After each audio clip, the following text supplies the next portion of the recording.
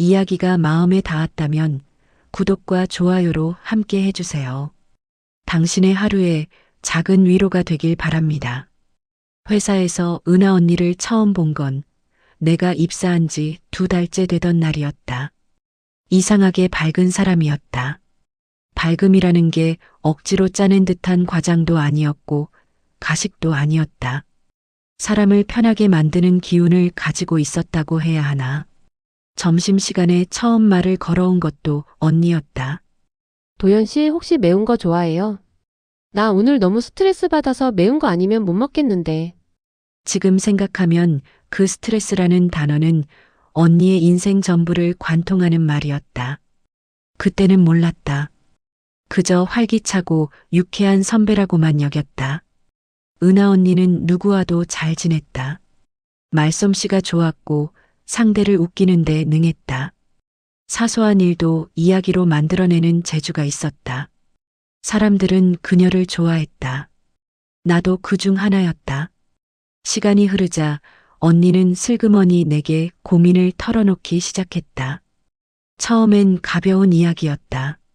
남편과의 다툼, 시댁 이야기의 사소한 것들. 그러다 어느 순간부터 더 깊은 이야기를 꺼냈다. 나는 말이야, 도연 씨. 가끔은 내가 왜 결혼했는지 모르겠다니까. 남편은 나한테 뭘 기대하는지도 모르겠고. 그때만 해도 나는 그냥 친해졌구나라고 생각했다. 대수롭지 않았다. 하지만 그건 시작이었다. 언니가 이혼을 준비한다는 이야기를 처음 들은 건 여름비가 장맛비처럼 쏟아지던 날이었다. 비에 젖어 축 처진 우산처럼 언니의 목소리도 힘이 없었다. 나 집에 들어가기 싫어. 언니는 그렇게 말하며 잠깐 침묵했고 그 뒤로 쏟아올린 말들은 거의 울음과 같았다. 남편의 바람이나 폭력이 있었던 것도 아니었다. 언니 말로는 서로 말이 너무 안 맞아. 내 말은 늘 공중으로 흩어지고 난 그냥 투명 인간 같아. 불행은 굉음으로 찾아오는 게 아니라 이렇게 조용히 오래된 기와가 스르륵 내려앉듯 다가오는 것인지도 몰랐다. 언니는 늘 괜찮다고 말하던 사람이었다. 회사에서 실적이 떨어져도 웃어넘기고 집안에서 동생이 문제를 일으켜도 에이 뭐 그러려니 해야지라며 농담으로 돌릴 줄 아는 사람이었다. 그런데 이혼 이야기를 꺼내던 날 나는 그런 언니가 유난히 작아 보였다. 그 후 언니와의 통화는 점점 길어졌다. 짧게 끝날 날이 거의 없었다. 처음에는 힘들 텐데 들어주자 싶었고 오래 알고 지낸 정 때문에라도 마음을 기울였다. 그 사람은 나를 한 번도 이해해 준 적이 없어. 결혼이 내 인생을 이렇게 만들 줄 누가 알았겠니? 나도 행복하고 싶었어. 언니의 목소리는 어느새 새벽마다 울리는 기상 알람처럼 내 일상에 깊숙이 들어와 있었다. 직장일 끝나고 집에 도착해도 밥을 먹다가도 씻다가도 TV를 보다가도 언니의 이름이 전화기 화면에 떴다. 처음에는 그래, 지금은 힘든 시기니까 라며 받아줬지만 내가 계속 듣고 있는 말들이 고민이라기보다 감정의 폭포수라는 걸 깨닫는 데는 얼마 걸리지 않았다. 나는 점점 지쳐갔다. 하지만 그때는 그 사실조차 명확히 자각하지 못했다. 어느 날 언니는 엄마가 아프시다고 이야기를 하였다. 언니는 어머니 병세에 대해 대수롭지 않게 말하며 조금 편찮으셔. 나이 드시면 다 그렇지 뭐.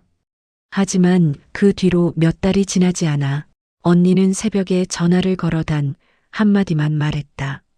엄마가 돌아가셨어. 언니의 어머니가 갑작스럽게 세상을 떠난 건 우리가 알고 지낸 지 2년쯤 되었을 무렵이었다. 그날 언니는 평소와 달리 전화로 울음을 터뜨렸다. 언니는 말을 잇지 못했다. 그 슬픔은 진짜였다. 그 충격 이후로 그녀는 급격히 달라져 갔다. 밝았던 말투는 흐릿해졌고 자잘한 농담으로 분위기를 끌어올리던 모습도 사라졌다. 우울증은 언니를 천천히 안에서부터 잠식해 갔다. 회사에서도 거의 말을 하지 않았고 퇴근 후엔 매일같이 내게 전화를 했다. 하소연, 울음, 불안. 도연 씨, 나 요즘 너무 무서워. 남편한테 말해도 속이 안 풀려. 나는 왜 이렇게 살아야 돼? 처음에는 위로했다. 그럴 수밖에 없었다. 슬픔을 겪는 사람을 외면할 수 없었으니까. 하지만 어느 순간부터 언니의 전화는 위로가 아니라 의무가 되어갔다. 내가 전화를 받지 않으면 문자가 쏟아졌다. 도연 씨, 왜 전화 안 받아? 나 지금 힘든데 왜 무시해?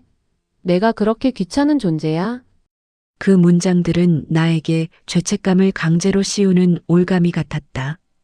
처음엔 오늘 무슨 일이 있나 걱정했고, 나중엔 또 시작이구나 지쳐갔다. 계속되는 감정 소모는 내 일상까지 흔들기 시작했다. 어머니의 죽음 뒤 끝내 언니는 이혼을 하였다. 그 사이에서 언니는 마치 물 아래에서 몸부림치는 사람처럼 보였다. 내가 너무 못난 것 같아. 나는 왜 이렇게 되는 걸까? 누구한테도 말 못하겠어. 그래서 너한테만 말할 수 있어. 언니는 늘 그 마지막 문장을 강조했다. 마치 내가 유일한 구조대라도 되는 것처럼. 나는 어느 순간부터 통화를 받기 전에 심호흡을 하게 되었다. 그리고 두렵게 화면을 바라보며 생각했다. 오늘은 또 어떤 이야기를 듣게 될까? 그런 생각을 하는 나 자신이 싫었고 언니를 힘들어하는 나 또한 미안했다. 하지만 동시에 나는 점점 더 깊은 피로 속으로 가라앉아 갔다. 언니의 목소리가 들리는 순간 마치 내 안의 문이 꽝하고 잠기는 것 같았다. 어머니의 죽음, 남편과의 이혼 후 언니는 회사에 출근할 수가 없었다고 했다. 아침에 일어나면 숨이 안 쉬어져. 화장하는 것도 옷을 입는 것도 그냥 다 의미가 없어. 결국 언니는 직장을 그만두었다. 나는 그 결정을 말리지 못했다. 이미 언니는 회사에서 설 자리를 잃은 것처럼 보였기 때문이다. 그리고 이어진 건 더 긴 통화. 하루에 몇 번씩, 몇 시간씩, 처음에는 공감했지만 꾸역꾸역 들어주다 보니 내 감정의 경계도 흐려지고 있었다. 어느 순간 나는 언니의 삶에 뚫린 배수구처럼 전부 쏟아져 들어가는 기분이 들었다. 직장을 그만둔 언니는 결국 아버지와 함께 살기로 했다. 아버지가 그러는데 내가 혼자 있으면 더 힘들 거라고. 그리고 집 하나 산다고 하시더라. 언니의 말에 나는 놀랐다. 집을 아버지가 사주신다고? 응, 전에 살던 전세금이랑 합해서. 아버지가 계속 같이 살자고 하셔. 나는 그 결정이 언니에게 도움이 될까 잠시 고민했지만 언니는 이미 반쯤 결정해 둔 듯한 목소리였다. 하지만 그 집에서의 생활은 언니에게 안정이 아니라 또 다른 고통으로 다가왔다. 아버지의 잔소리. 언니는 거의 매일 같은 말로 전화를 시작했다. 아버지가 또 그러셨어. 또 술 드시고 또 나한테 결혼 잘못했다고. 너는 왜 그때 그런 선택을 했냐고. 언니는 힘겹게 숨을 내쉬었다. 나는 그냥 살고 싶은 대로 살았던 것뿐인데. 언니의 아버지는 누군가에게 기댈 수 없는 노년의 외로움을 딸에게 쏟아붓고 있는 것처럼 보였다. 언니는 그 말 한마디 한마디가 칼날처럼 마음에 박힌다고 했다. 그럴 때마다 나는 묵묵히 언니의 말에 귀를 기울였다. 하지만 마음속에서는 어딘가 작은 무언가가 조금씩 금이 가는 소리가 들렸다. 언니는 고립되었다. 집에서는 아버지의 비난. 밖에서는 아무도 만나지 않았다. 그래서 나만이 유일한 통로였다. 그래서였을까? 언니는 나에게 조금만 응답이 늦어도 불안해했다. 왜 전화를 안 받았어? 내가 얼마나 힘든지 알면서. 너밖에 없는데. 나는 그 말이 점점 무거운 짐처럼 느껴졌다. 너밖에 없다는 말은 사실 너는 내 감정을 받아줘야 한다는 또 다른 형태의 요구였으니까. 그러다 그날 나는 언니의 전화를 받지 못했다. 바쁘기도 했지만 무엇보다 마음이 지쳐서였다. 몇 분 뒤 끊임없이 울리는 메시지. 왜 안 받는 거야, 너까지? 나 버리는 거야? 나 지금 죽고 싶어. 나는 그 문자를 보고 깊이 한숨을 내쉬었다. 언니가 이런 말을 한다는 건 마음이 위험하다는 신호이기도 했지만 동시에 나를 도구로 붙잡고 있다는 증거이기도 했다. 그날 밤 늦게 통화를 하며 언니는 울었다. 너라도 내 편이어야지. 그 말이 이상하게 귓가에서 떠나지 않았다. 언니의 슬픔에 공감하면서도 나는 동시에 내가 언제 이렇게까지 끌려왔을까라는 생각에 잠겼다. 언니의 감정은 깊고 어둡고 끝을 알 수 없었다. 그 속에서 나는 어느새 익사 직전까지 떠밀려 가고 있었다. 하지만 그때는 아직 이 관계가 더 큰 비극으로 번질 것이라는 예감을 제대로 인지하지 못했다. 언니가 아버지와 합가한 지 얼마 되지 않아 통화의 주제는 조용히 바뀌기 시작했다. 이혼의 여파도 어머니의 부재도 여전히 언니의 마음을 짓누르고 있었지만 이제 그보다 더 현실적이고 빠르게 다가오는 것이 있었다. 그것은 돈이었다. 나 학원에 다녀볼까 해. 어느 날 언니는 뜬금없는 결심을 이야기했다. 취업하려면 뭐라도 배워야 한다고 생각했어. 집에만 있으니까 더 미칠 것 같고. 나는 잠시 망설였다. 언니가 지금 무언가를 새롭게 시작할 수 있는 상태인지 의심스러웠지만 동시에 언니가 망가져가는 걸 가만히 지켜볼 수도 없었다. 좋은 생각이야. 밖으로 나가고 사람도 만나고. 그 말을 하는 내 목소리는 스스로 들어도 어딘가 억지였다. 언니도 그걸 느낀 건지 잠시 침묵했다. 그리고 아주 조심스럽게 말을 이었다. 근데 돈이 없어. 언니는 어느 날 갑자기 마치 오래 고민했지만 이제야 결론이 난 것처럼 말했다. 집을 담보로 대출받을까 생각 중이야. 나는 잠시 말을 잃었다. 그건 좀 위험하지 않아? 학원비 때문에 집을 담보로 대출하는 건. 언니는 내 말을 끊었다. 아버지가 갑자기 나한테 더 잔소리가 많아졌어. 일도 안 하고 방에만 처박혀 있다고 근데. 지금 나에게 일할 능력이 없다는 걸 아버지는 몰라. 언니는 신경질적으로 숨을 내쉬었다. 대출받아서 학원이라도 다니면 아버지도 뭐라고 못하겠지. 하긴 그게 아버지랑 계속 부딪히는 것보단 그게 낫지? 언니는 이미 답을 정해놓은 사람처럼 말했다. 며칠 뒤 언니는 정말로 대출을 받았다. 내가 말리려는 말을 꺼내기도 전에 이미 승인이 났다고 했다. 괜찮을 거야. 나도 이제 다시 시작할래.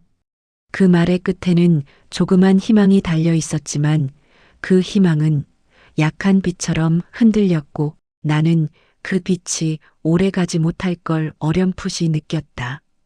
언니는 의욕적으로 학원 등록을 했지만 첫날부터 가지 못했다. 아침에 일어났는데 갑자기 숨이 턱 막혔어. 가야 하는데 몸이 안 움직여. 이틀째도 같았다. 사흘째는 아예 학원에서 전화가 왔다고 했다. 출석 안 하면 불이익 있다는데 근데 나 왜 이렇게 겁이 날까? 언니는 전화기 너머에서 계속해서 한숨만 내쉬었다. 사람 많은 곳이 무서워. 내가 뭔가 잘못하기라도 하면 사람들이 다 나를 볼 것 같아. 나는 언니의 두려움이 어디서 시작된 건지 알고 있었다. 이혼, 어머니의 죽음, 아버지의 잔소리, 우울증. 그 모든 게 언니의 자신감을 속에서부터 갉아먹고 있었다. 천천히 가도 돼. 하루만 한 번만 가보는 건 어때? 그게 안 돼. 언니는 그렇게 말하며 울음을 삼켰다. 학원은 결국 한 번도 나가보지 못한 장소로 남았다. 그리고 학원비는 그대로 사라졌다. 학원이 불가능해졌다는 걸 인정한 뒤 언니는 조용히 무너졌다. 돈이 있는데 뭘 해야 할지 모르겠어. 근데 아버지는 계속 뭐라고 하고. 언니는 경제적으로도 정신적으로도 완전히 한계에 몰린 상태였다. 그러던 어느 날부터 언니의 말투가 조금씩 달라졌다. 요즘 그냥 배달 음식 시켜 먹고 있어. 옷 좀 샀어. 아무것도 안 하고 있으니까 기분 나아지라고. 아, 이거 하나만 사면 마음이 좀 편해질 것 같아서. 언니는 작은 지출부터 시작해 점점 더 큰 지출을 했다. 세가전, 비싼 식비, 의미 없는 구독 서비스들. 처음엔 나도 큰 문제라 생각하지 않았다. 조금 소비하는 걸로 위로받을 수 있다면 괜찮지 않을까? 그렇게 스스로 합리화했다. 하지만 언니는 통제할 수 없는 속도로 쓰고 있었다. 대출 금액이 줄어드는 속도가 너무 빨랐다. 나 큰일 났어. 언니는 어느 날 떨리는 목소리로 말했다. 돈이 다 없어. 나는 말문이 막혔다. 다? 그 꽤 큰 금액이었잖아. 응. 근데 나도 모르게 그냥 계속 쓰게 되더라. 언니의 어조는 죄책감도 있었지만 그보다 더 큰 것은 혼란이었다. 자기가 왜 그렇게 했는지 자신도 모른다는 듯한 목소리. 아버지가 이 사실을 알면 엄청 화낼 거야. 그래도 솔직하게 말하면 못해. 절대 말 못해. 언니는 거의 비명을 지르듯 말했다. 내가 어떻게 말해? 그 집은 아버지가 사준 거나 다름없는데 내가 그걸 담보로 잡아놓고 돈을 다 썼다고? 그날 밤 언니는 계속 울었다. 한참 울다가 조용해지더니 마지막에 이렇게 말했다. 나 살고 싶지 않아. 그 말이 내 마음 깊은 곳을 후벼 팠다. 나는 어떻게든 언니의 숨구멍을 만들어주고 싶었지만 언니의 선택들이 이미 너무 많은 균열을 만든 뒤였다. 그 일이 일어난 건 갑작스럽게 찾아왔다. 언니의 아버지가 은행에서 온 서류를 본 것이다. 언니는 그날 있었던 일을 한 문장으로만 설명했다. 아버지가 나 쫓아내셨어. 그 말을 듣는 순간 나는 온몸에 힘이 빠졌다. 언니 어디 있어? 몰라, 그냥 길에 있어. 언니는 그날 밤 한참을 거리를 떠돌았다고 했다. 집에 들어갈 수 없었고 갈 곳도 없었다. 다음 날 언니에게 또 전화가 걸려왔다. 아버지가 나 때문에 돌아가실 것 같다며 소리치셨어. 내가 집을 망쳤다고. 언니는 울음 섞인 목소리로 말했다. 나 정말 그렇게까지 잘못한 걸까? 나는 뭐라고 답해야 할지 몰랐다. 언니의 행동은 확실히 무모했고 책임을 회피한 것도 맞았다. 그렇지만 그 이전에 언니는 너무 많은 상처를 혼자 견디고 있었다. 그 두 가지가 뒤엉켜 언니를 한순간에 벼랑 끝으로 몰아넣고 있었다. 그날 밤 마지막 통화는 유난히 길었다. 언니는 흐느끼면서도 조용히 말했다.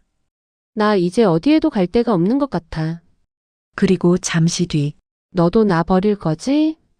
나는 그 말에 아무 대답도 할 수 없었다. 대답을 하면 거짓말이 될 것 같았고 대답을 하지 않으면 잔인한 사람처럼 느껴졌다. 언니는 그 침묵을 예스라고 받아들였던 걸까? 그래, 알겠어. 이제 진짜 혼자네. 그 말 뒤로 통화는 끝났다. 나는 한동안 휴대폰을 쥔 손을 내리지 못했다. 그날 밤 언니의 목소리는 오래전부터 균열이 가있던 벽이 마지막 충격을 받고 무너져 내리는 소리와 같았다. 언니가 집에서 쫓겨난 지 며칠 뒤 언니의 연락은 눈에 띄게 줄었다. 예전 같았으면 새벽이건 밤이건 전화가 울렸을 텐데 그날만큼은 조용했다. 나는 그 침묵이 오히려 더 무거웠다. 언니가 스스로 연락을 끊을 만한 상태가 아니라는 걸 너무 잘 알고 있었기 때문이다. 그러던 어느 저녁 언니에게서 전화가 왔다. 아버지가 돌아가셨어. 말끝이 떨렸지만 울음은 없었다. 울음을 지나칠 정도로 충격이 컸던 것인지 아니면 울음조차 고갈돼 버린 것인지 알 수 없었다.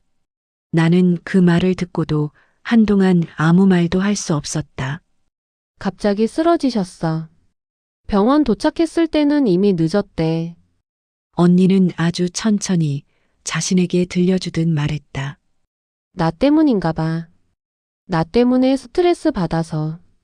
언니의 목소리는 흩어지는 먼지처럼 가벼웠고 그 안에 완전히 잠식된 죄책감이 섞여 있었다. 나는 조심스레 말했다. 언니 탓 아니야. 그건 맞아. 내 탓이야. 언니는 단호하게 말을 잘랐다. 아버지가 마지막으로 했던 말이 너 같은 애를 왜 내가 감싸줘야 하냐였어. 나는 아무 말도 할 수 없었다. 장례식장에 도착했을 때 공기는 이상하리만큼 가라앉아 있었다. 언니는 검은 옷을 입고 조문객 옆에 서 있었지만 눈은 초점 없이 공허했다. 왔구나.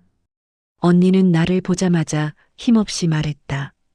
나는 고개를 숙여 조문을 하고 빈소 한쪽에 앉아 조용히 향 냄새를 맡았다. 그 사이 언니는 계속 사람들을 맞이했다. 그러나 어느 누구와도 제대로 대화를 나누지 못했다. 누가 무슨 말을 걸어도 대답은 끊어졌고 눈빛은 멀리 얼어붙어 있었다. 나는 그 모습을 보며 속으로 생각했다. 언니는 지금 애도라는 감정조차 느낄 수 없을 만큼 이미 무너져 있는 상태라는 걸. 장례식 마지막 날 밤 잠시 조용해진 틈에 언니와 내가 단둘이 남게 되었다. 나 이제 어떻게 해야 해? 언니는 조용히 물었다. 나는 숨을 고르고 말했다. 일단 조금만 쉬어. 지금은 너무 힘들 테니까. 언니는 내 말을 가만히 듣더니 갑자기 목소리가 달라졌다. 너는 왜 늘 그렇게 말해? 뭐가? 쉬어라, 괜찮다, 차근차근 해라. 언니는 피식 웃었다. 웃음 같지 않은 웃음이었다. 너는 나한테 아무 책임도 없잖아. 내가 이렇게 망가져도 결국 너는 괜찮은 사람이잖아. 그 말은 무겁게 내려앉았고 나는 무슨 말을 해야 할지 몰랐다. 언니의 눈이 처음으로 나를 정확히 마주했다. 너도 나 버릴 거지? 솔직히 말해. 그런 말 하지 마. 아니야? 너 지금 나한테 질렸잖아. 나는 그 말을 부정하고 싶었지만 언니의 눈빛은 너무 조용히 정확하게 나를 꿰뚫고 있었다. 너 내가 전화 많이 하면 싫어했잖아. 언니는 아주 작은 목소리로 말을 이었다. 내가 울면 귀찮아했고 내가 하소연하면 또 시작이네라고 생각했지? 나는 숨을 쉴 수 없는 것처럼 느껴졌다. 언니의 말이 반은 맞고 반은 틀렸기 때문이다. 나는 언니가 힘들어서 그런 걸 알고 있었지만 오랜 시간이 지나면서 나 역시 지칠 때가 많았던 것도 사실이었다. 하지만 그걸 입 밖으로 말할 수는 없었다. 언니는 들리지 않는 대답을 스스로 끌어냈다. 그래, 이제 알겠어. 너도 나 떠나려고 하네. 그 말과 함께 언니의 표정은 다시 얼어붙었다. 장례식이 끝나고 언니는 빈소 한가운데 홀로 서 있었다. 사진 속 아버지는 조용히 웃고 있었지만 그 앞에선 언니의 얼굴은 완전히 어두웠다. 나는 조심스레 말했다. 언니 집에 가자. 혼자 두기가. 내 말이 끝나기 전에 언니가 말했다. 나 혼자잖아. 언니는 계속 사진만 바라보았다. 나 이제 진짜 혼자잖아. 그 말이 그 공간에 오래 머물렀다. 향, 냄새보다 더 진하게. 나는 언니의 어깨를 잡아주고 싶었지만 이상하게도 손이 올라가지 않았다. 언니가 너무 멀리 있는 사람처럼 느껴졌기 때문이다. 같은 공간에 있는데도 언니는 다른 세계에 빠져 있는 듯 했다. 그게 언니에게 너무 미안하면서도 한편으로는 나 또한 버거웠다. 그 뒤로는 연락이 끊겼다. 내가 먼저 연락을 시도해도 전화를 받지 않았다. 답장도 없었다. 그제야 깨달았다. 그녀가 필요했던 건 내가 아니라 내 귀였다. 내가 감정을 받아주는 존재였을 때만 언니는 나를 찾았다. 그 사실을 깨닫는데 몇 년이 걸렸고 많은 내 마음이 닳아 없어졌다. 그래서 그녀가 다시 전화를 걸어왔을 때 나는 더 이상 받지 않았다. 나를 소모시키던 관계에서 나는 조용히 걸어 나왔다.